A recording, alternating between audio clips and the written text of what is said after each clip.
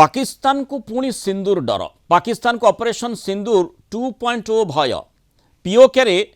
से aunty drone system मुतयन कला LOC रे 30 रु अधिक आंटी ड्रोन यूनिट मुतयन करिथिबा सूचना मिलुछि। पाकिस्तान से कामटी करिछि आस पारंपरिक एयर डिफेन्स सिस्टम मध्य सेठी मुतयन करिथिबा कुआ जाउछि। रावलकोट कोटली भिम्बर सेक्टर रे विपरीत पार्श्व रे आंटी ड्रोन यूनिट सबू कुआडे पाकिस्तान मुतयन करिछि। पाकिस्तान सेनार इन्फैंट्री डिविजन पक्षरु एभली सबू कार्यक्रम हाथ को निया जाइछि। भारत पटु कौन से आक्रमण हेले तार तुरंत सूचना पाइबा सह ताकू प्रतिहत करने को यह व्यवस्था कुआडे पाकिस्तान करिछि। यास पारंपरिक एयर डिफेन्स सिस्टम मध्य मुतयन करिछि इस्लामाबाद। पाकिस्तानी सेना को घारिछि ऑपरेशन सिंदूर 2.0 भय। आम आलोचना करबा आम सहित प्रतिरक्षा तथा अंतर्जातीय व्यापार विशेषज्ञ ग्रुप कैप्टेन संजीव महापात्र जोड़ी। ग्रुप कैप्टेन महापात्र स्वागत करबा आलोचना को। सिंदूर रे केते पाकिस्तान जेते मुह फुटाणी मुह भुरुडी मारिले मध्य ऑपरेशन सिंदूर रे केते क्षताक्त होईछि जोथि पई से बड़ आक्रमण करिबो बोली कुआडे योजना करथिला। माने शहबाज शरीफ स्विमिंग पूल रो राति अधरे दौड़ी के आसिले से संपर्क रे आमे चर्चा करथिले। वर्तमान सिंदूर 2.0 कथा कुहा जाउछि काले भारत से भली योजना रे रहिछि कि बा हठात आक्रमण करिदेबो कि अर्थात जे जेमिति कर्म करथुबो ता निदटी से भली भाबे रहुथिबो जहाँ पाकिस्तान करी करी चलीछि। तेणु से आधार से मध्य माने केमती चिंता शून्य रही पारिबो नाही तार कार्यक्रमटी निज हाथ को नहीं। तेणु से ही वर्तमान ए प्रकार योजना बोली कह जीव कि माने सिंदूर 2.0 रो भय घारिछि। निश्चय निश्चय देखो भय तो निश्चित भाव घारिछि। से जिते गालु घुरुडी मारथन ना कहीं निज देशर मूर्ख जनसाधारण को बोका बनैया आम जीतीचु बोली कहीकि निजको फील्ड मार्शल भाव में प्रमोट करा प्रमोशन देला पर से एक्चुअली पाकिस्तान आर्मी और पाकिस्तान एयरफोर्स जानती से को भाया क्षति होती। इवन वर्तमान सुधा केतेक इनपुट खबर मिले नूर खान रे जो भाया भाव में क्षति होती से कंप्लीट से हैंगर बा से जो रनवे आ तार जो एयरक्राफ्ट जो सपोर्ट सर्विस सिस्टम थाए से पर्यंत कंप्लीटली से ऑपरेशनल हो पारे। तेरे एनिवे आसवा मूल प्रश्न आपनकर जो थिला आंटी ड्रोन यूनिट सब आर्मी रो यूनिट कराई ए युद्ध रे सेमाने रियलाइज कले सेमानकर जो हेडक्वार्टर 9 सिस्टम थिला चाइना रू सेटा एक्चुअली प्रायतः भारतीय ड्रोन एवं भारतीय मिसाइल विरुद्ध रे संपूर्ण असफल साबित होइतिला। एवं भारत पक्षरु एमती लॉइटरिंग एमुनिशन जो पठाइतिला। लॉइटरिंग एमुनिशन माने ए जो ड्रोन उडाक जोडा कि ताकर गतिपथ मते बदलै देई पारती एवं बहु संख्या रे एकात्र छोट छोट ड्रोन बहु संख्या रे जो पठा जाए ताकू सफल भाव में एयर डिफेन्स कभर जोगिया पाखे किसी क्षमता नथिला। तेणु बर्तमान से जो दुर्बलता पदार पड़ जाइए तेणु पीओके अंचल अर्थात भारत को जोटा बॉर्डर को लगी से अंचल में बर्तमान से एक्स्ट्रा आर्मी यूनिट पर्टिकुलाली भारतीय ड्रोन मान विरुद्ध लगे चेष्टा करते। कि आगे देखो मुझे कहबी मोर व्यक्तिगत अनुभूति सामान्य अच्छी से अंचल में बहुत बुली फल पर्टिकुलाली पंजाब बॉर्डर और जम्मू बॉर्डर में पाकिस्तान आज सच एयर डिफेन्स नेटवर्क बहुत डेन्स थिला। किंतु भारतर ये जो नुआ क्षेपणास्त्र माने पर्टिकुलाली सेमानकर स्पीड आउ सेमानकर जो गाइडेंस सिस्टम ता फल पाकिस्तान रो एयर डिफेन्स सिस्टम ता एक्चुअली हमर एयरक्राफ्ट को रोकिबा पे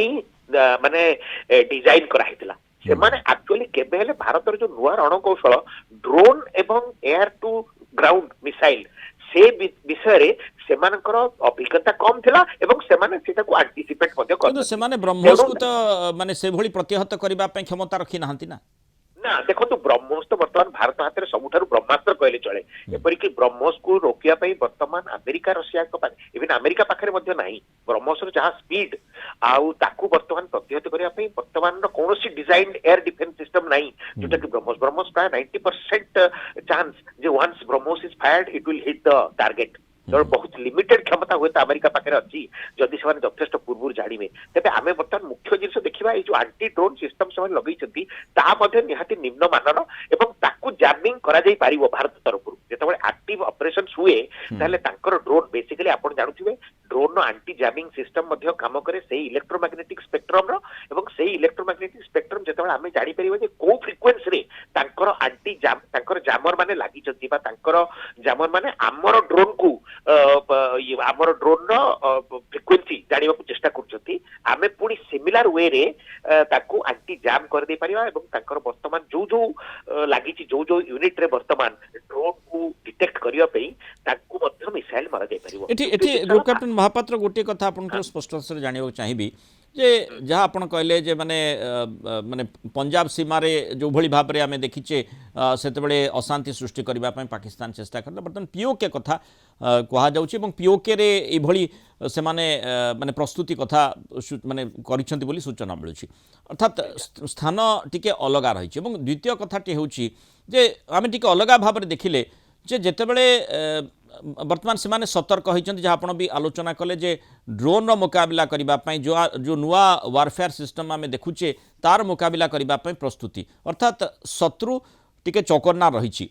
सेही क्षेत्र में वर्तमान से माने काहेकि एभली एंटी ड्रोन सिस्टम मुतयन करूछन्ति कौनसी माने से माने एप्रिहेंड करंतु सेतिर के असुविधा नाही किंतु आमे सेमति चुप तो बसिबा नाही आमे मध्य आशंका करिबार यथेष्ट संभावना माने सेठी आवश्यकता मध्य रही आमे सबुले आशंका करिबा जेतबेले देशर प्रतिरक्षा कथाटी आसुची तेणु आशंका करिबार आवश्यकता रही जे काहेकि पाकिस्तान एभली ड्रोन सिस्टम सब सेठी मुतयन करिछि किछि योजना रही कि काहेकि आमे ऑपरेशन सिंदूर 2.0 कथा भाबिबा बोली से भाबुछि से भली कोनसी योजना रही कि एक्जाक्टली से जो देखो योजना आप जो कहते योजना रही जे बर्तमान आम जो प्रथम आप 7 तारिख टार्गेटिंग कथा भारत देखिए तेल मुख्यतः से 6टा 7टा टार्गेट थिला पीओके एरिया जोटि कि बेसिकली एलईटी और जैसे मोहम्मद टेररिस्ट कैंप गुड़ा रही तेणु आमर प्रथम जो आम जो प्रथम अटैक कर पाकिस्तान पर से एक्चुअली कौन मिलिटरी आसेट उपर अटैक होता अटैक होता केवल टेररिस्ट इंफ्रास्ट्रक्चर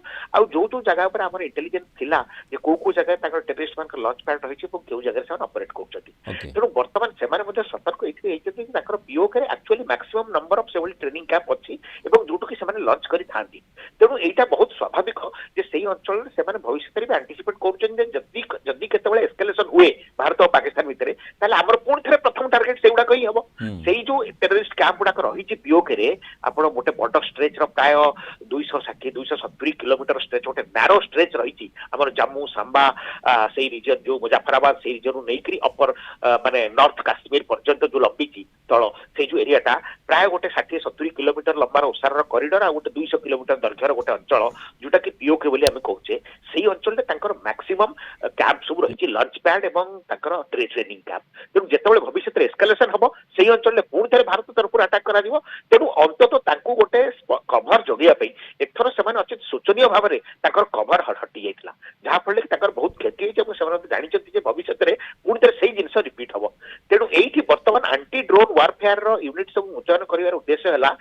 जदि केबे एस्केलेशन हुए इन फ्यूचर ताहले अंततः they can provide some credible defence एवं से एस्केलेशन टी काहे के हेबो ता पई किए दाई से कथाटी मध्ये निश्चय से माने जानछंती से भली कार्यक्रम से माने करूछंती जोथि पई तार प्रतिफलन तार